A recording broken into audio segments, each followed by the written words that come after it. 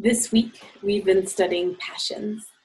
And I think it's been so interesting that one of the things that she brought out was that passion had the root word was suffering, referencing Christ's suffering for us and how his great love for us led him to suffer so much for us.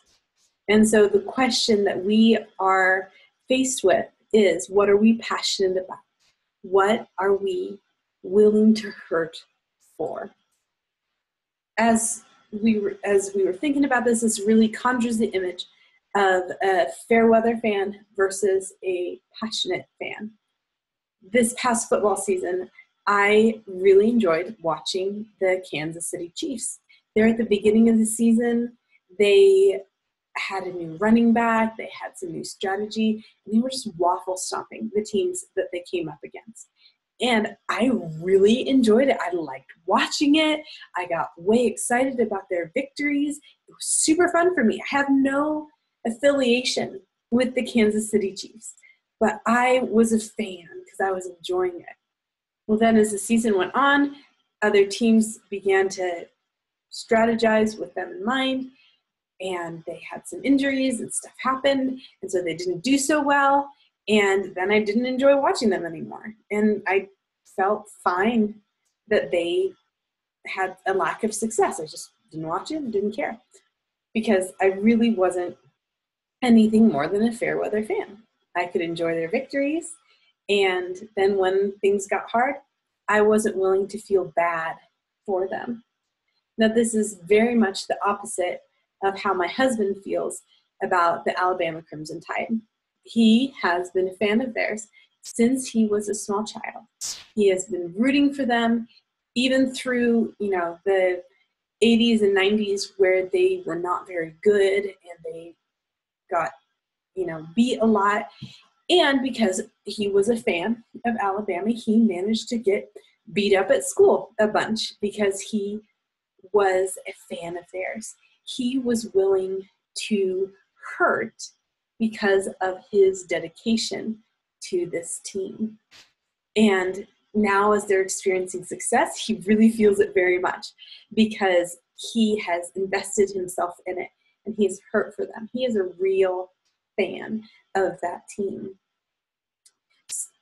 Through anything that we are really passionate about, we have to be willing to hurt for it. As you think of the Olympic athletes who are passionate about their sports, they allow their bodies to hurt for it. They experience injuries and keep going.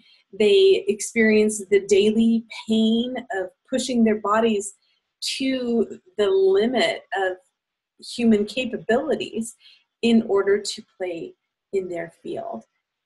And they do this because of their passion.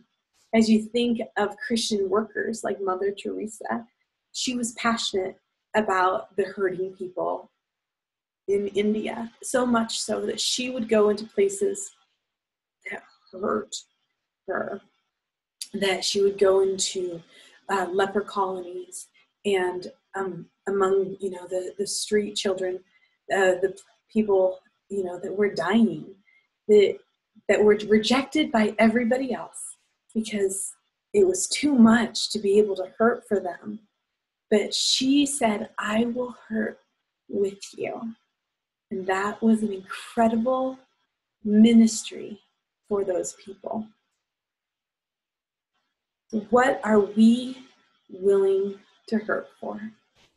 As we went through a lot of the questions and the projects this week, I was amazed at how very many of these things I had thought through when I got involved with Brave Ministry. I saw women were hurting. I would experience this in conversation. I would experience this through text and messaging. I saw that women were hurting, and God helped my heart hurt for them, have compassion for them, to want to do something for them. And as other people had a similar heart and a similar passion, we've come together with Brave Ministries to do something to reach out to hurting women in isolated areas. And as we've been involved in this ministry, there have been struggles. It has taxed the three of us on the board in lots of ways. We've felt the pinch with our time. We've felt the pinch with our with our energy. And we have absolutely felt the opposition of our enemy in this. And we have had to be willing to struggle, to hurt, in order to make this thing go and to make it happen. You may have noticed from my Facebook or from other things that we at Brave are planning a conference for later this month. And this is a big thing, and it takes a lot of sacrifice. And thankfully, I'm not doing it by myself. There are 2 other women on the board, and we have a group of volunteers. And this is something that we are willing to sacrifice for. Our energies, our creativity, that we want to see hurting women reached out to in the Silver City area.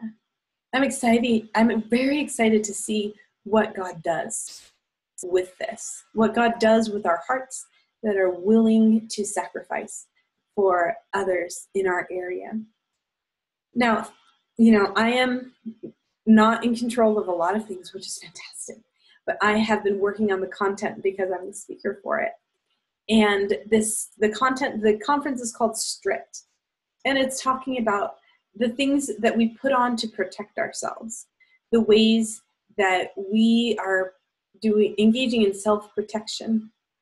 And often the things that we do for self-protection are the things that are, our vices, the things that are keeping us from God.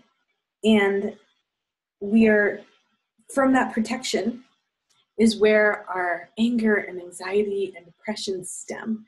The things that we would most like to have off of us are because we have put on something in order to protect us from the hurt.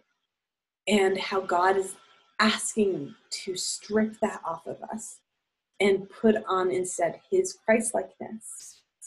Now, it is painful to be vulnerable. And unless we replace it with that Christ-likeness, we are going to protect ourselves from that pain of vulnerability by falling into the same pit or a new pit.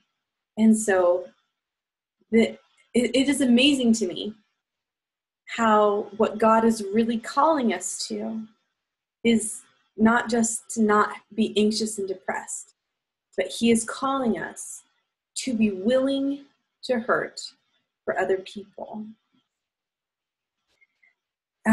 One of the verses that she brought up this week is Ezekiel 36:26. I will give you a new heart, and a new spirit I will put within you. And I will remove the heart of stone from your flesh and give you a heart of flesh. Hearts of stone can't hurt. They're very great protections from hurts in our life because it's impossible to hurt stone. If you try, you will not be successful. However, hearts of stone can't love. And hearts of stone can't have joy. And God is calling us to more than hearts of stone. So he asks us to allow him to remove that self-protective nature that we have placed on ourselves, to extract that, and to instead put in us a heart of flesh, something that can be hurt, something that can love, that can be vulnerable to a relationship both with him and with the people around us. Why is that? It is because he hurts for us. We cannot experience Christ-likeness until we are willing to be hurt. He entered into our world and he allowed himself to engage in our suffering, to learn that from his humanness. And then we can learn Christ-likeness as we allow ourselves to share in the hurts, to hurt for other people. That's what God is going to do with our passions, that we can really pray, break my heart for what breaks yours, everything I am for your kingdom's cause. As we allow him to take our passions and to give us passions, he will continue his work at being glorified throughout the earth. And we can engage in saying, Hosanna in the highest.